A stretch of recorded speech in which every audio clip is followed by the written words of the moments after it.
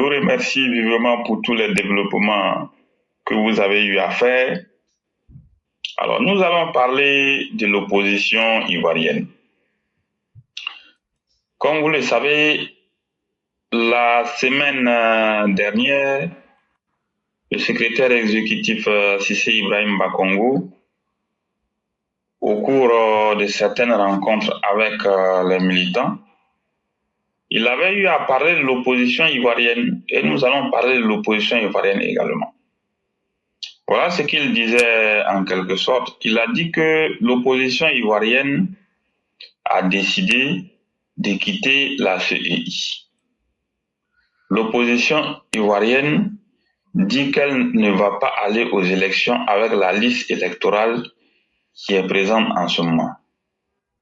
Et l'opposition ivoirienne demande la dissolution de la CEI. Curieusement, la même opposition ivoirienne dit que en octobre 2025, elle va gagner les élections présidentielles. Est-ce que vous voyez?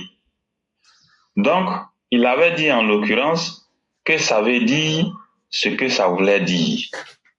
À partir du moment où vous ne participez pas aux activités de la CEI, vous demandez la dissolution de la CEI, vous dites que vous ne reconnaissez pas le fichier électoral et en même temps vous dites que vous allez gagner les élections qui arrivent, ça veut dire ce que ça veut dire.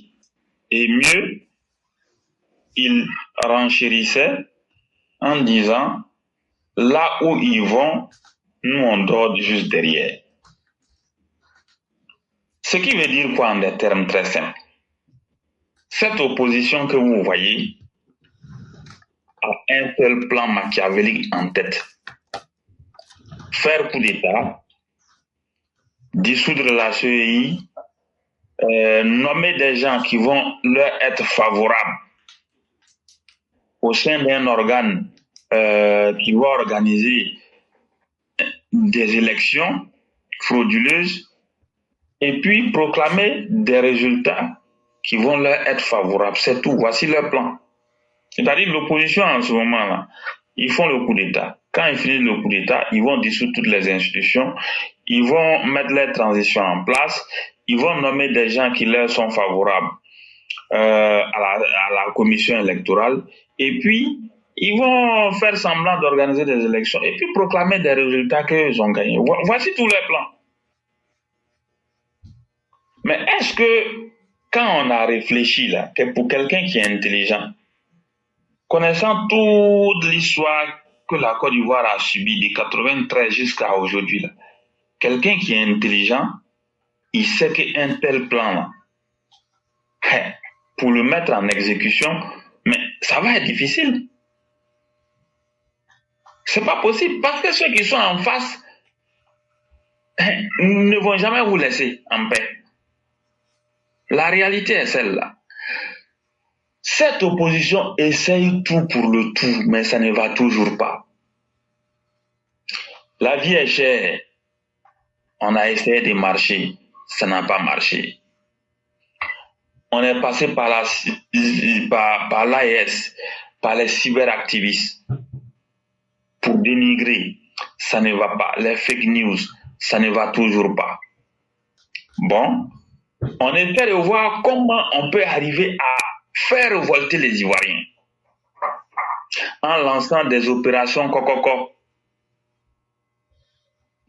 Lesquelles opérations Kokoko avaient pour objectif de galvaniser les troupes sur le district autonome d'Abidjan et arriver à faire en sorte que les gens paralysent Abidjan. Les gens se révoltent pour marcher, pour paralyser la ville d'Abidjan.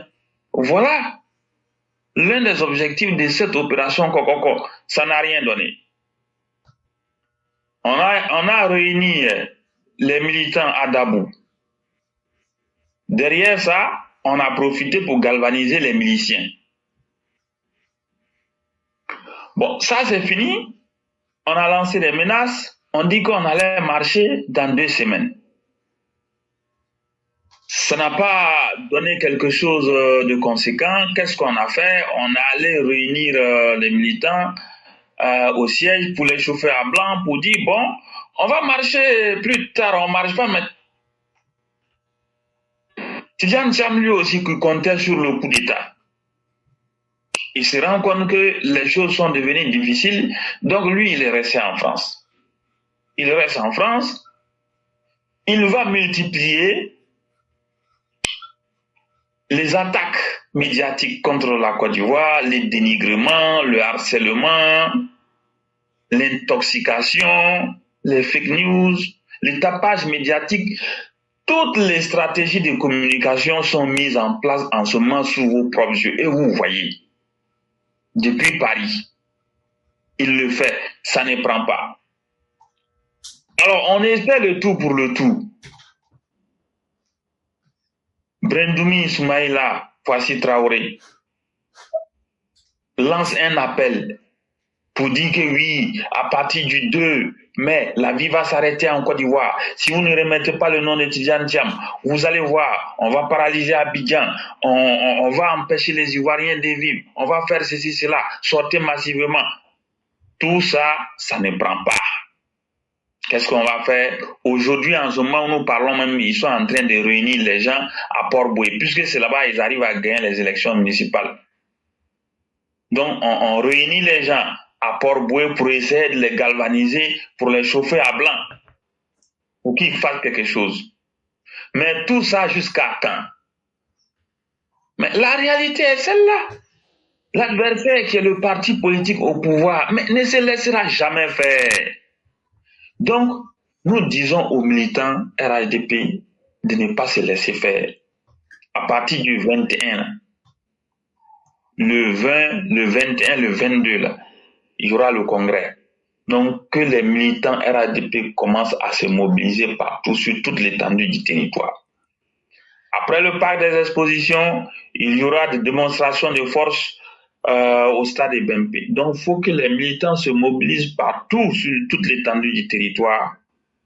Nous avons intérêt à montrer que celui qui mobilise, c'est le président Alassane Ouattara, le RHDP. Celui qui tient la Côte d'Ivoire en ce moment même où nous parlons, c'est le RHDP. Donc, tout ce qui peut être mis en œuvre pour faire barrage à l'opposition, il faut que ça se fasse. Donc, je vous remercie beaucoup. Merci beaucoup, le concurrent. Merci infiniment encore de cette belle sortie et surtout de cette belle galvanisation de nos troupes. Et vous pouvez compter sur nos troupes. Elles sont aux aguets, elles veillent au grain et nous ne nous laisserons distraire par personne. Ça, chers opposants, faites-nous confiance. De là où nous sommes assis, chacun de nous est conscient de là où vous voulez nous conduire et on ne vous laissera jamais prospérer dans votre sale manœuvre. Ça, c'est une évidence. Nous, on n'a qu'à se coucher. Vous allez venir maintenant marcher sur nous comme si on était les personnes les plus maudites de la terre. Mais quand même, c'est demander l'impossible. On ne vous permettra jamais cela. Et faites-nous confiance. Merci beaucoup, le concurrent. Merci à tous ceux qui nous ont suivis. C'est ici que prend fin le voyage intellectuel du jour. On va vous laisser faire la conclusion tout en disant merci à ceux qui nous ont suivis. Et le lundi prochain, nous nous retrouvons pour d'autres séances d'analyse et de réflexions intellectuelles et politiques. Merci à vous. Et donc, le signataire, le concurrent, vous avez le mot de la fin. Alors, je vous remercie énormément. Depuis 15 ans, pratiquement, la Côte d'Ivoire est en paix, la Côte d'Ivoire est en sécurité, la Côte d'Ivoire avance dans de très bonnes conditions. Cet excellent travail que nous découvrons tous aujourd'hui est l'œuvre d'un artisan, d'un grand bâtisseur, d'un développeur de la nation, c'est son excellence, M. Alassane Ouattara, le président de la République. Et les Ivoiriens voient. Parfois, la seule question qui nous revient en tête, que serait devenue la Côte d'Ivoire aujourd'hui sans le président Alassane Ouattara? Lorsqu'on sait que nous étions à 2400 milliards de budget en 2010, et lorsqu'on voit les efforts considérables aujourd'hui, on est en mesure de se poser des questions. Quelle serait la vie en Côte d'Ivoire sans l'arrivée de son Excellence M. Alassane Ouattara, président de la République, au pouvoir? S'il n'avait pas été au pouvoir, quelle serait la vie? Regardez tout le gros travail qui a été fait à Abidjan pour faciliter la libre circulation. Toutes ces routes, ces échangeurs, ces ponts, ces différentes réhabilitations et bitumages des voiries à Abidjan, mais aussi partout sur toute l'étendue du territoire. Si ce travail n'avait pas été fait, on pouvait conclure que la vie en Côte d'Ivoire en ce moment même allait être un calvaire. Donc, le beau travail que nous voyons aujourd'hui, il mérite d'être défendu et protégé. C'est pour cela que nous demandons aux militants RHDP, à tous les Ivoiriens, de toujours soutenir la vision du président Alassane Ouattara et celle du RHDP, de continuer à se mettre au travail, défendez jour et nuit le développement qui est en cours, qui est visible, qui est tangible, qui est palpable, le développement qu'on peut toucher. Aujourd'hui, vous voyez très bien comment le pays se porte bien. Parfois, on a tendance à dire que l'herbe est verte ailleurs. Mais faites un tour dans beaucoup de pays africains, chers Ivoiriens, où vous serez complètement déçus. Nous pouvons même taper la poitrine aujourd'hui pour dire que la Côte d'Ivoire est le meilleur pays de l'Afrique de l'Ouest en ce moment où nous parlons. Le Nigeria, c'est un géant aux pieds d'argile. Le Ghana, le Sénégal et tous les autres pays que vous connaissez ne valent pas mieux que la Côte d'Ivoire en ce moment. C'est en termes de produit intérieur brut. Aujourd'hui, si on prend le produit intérieur brut des pays africains, on s'est rendu compte que la Côte d'Ivoire arrive très facilement en 9e position avec 94,4 milliards de dollars. Le Nigeria, aujourd'hui, qui est à 188,2 milliards de dollars. Vous voyez? Donc aujourd'hui, lorsqu'on regarde bien là, ça veut dire que avec tout ce qui est en train de se passer là, la Côte d'Ivoire fait nettement mieux. Parce que la Côte d'Ivoire, avec 30 millions d'habitants, se retrouve à un produit intérieur brut de 94,4%, 94,4 milliards de dollars plutôt, alors que le Nigeria se retrouve avec 188,2 milliards de dollars pour un peu plus de, sinon près de 200 millions d'habitants. Vous voyez? Donc, le produit intérieur brut de la Côte d'Ivoire aujourd'hui est légèrement supérieur à la moitié du produit intérieur brut du Nigeria. Or, ils sont à 200 millions d'habitants, nous sommes à 30 millions. Si on fait un ratio du produit intérieur brut par habitant, la Côte d'Ivoire est largement au-dessus du Nigeria. Il n'y a pas match.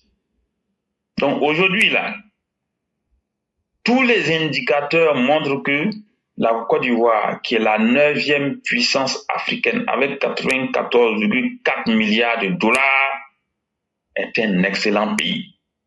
La Côte d'Ivoire a dépassé aujourd'hui le Ghana. Il n'y a même plus match entre la Côte d'Ivoire et le Ghana. Voilà.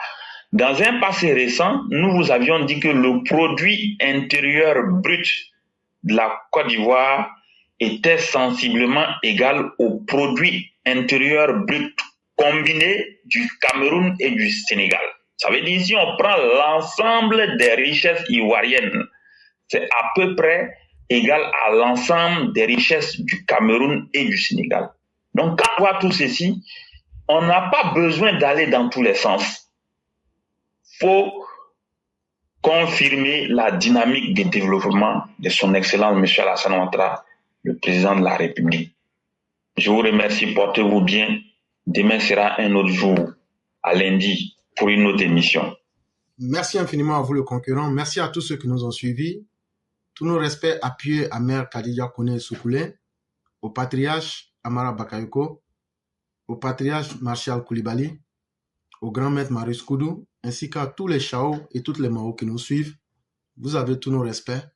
Excellente fin de semaine à tous. Merci à vous-même le concurrent.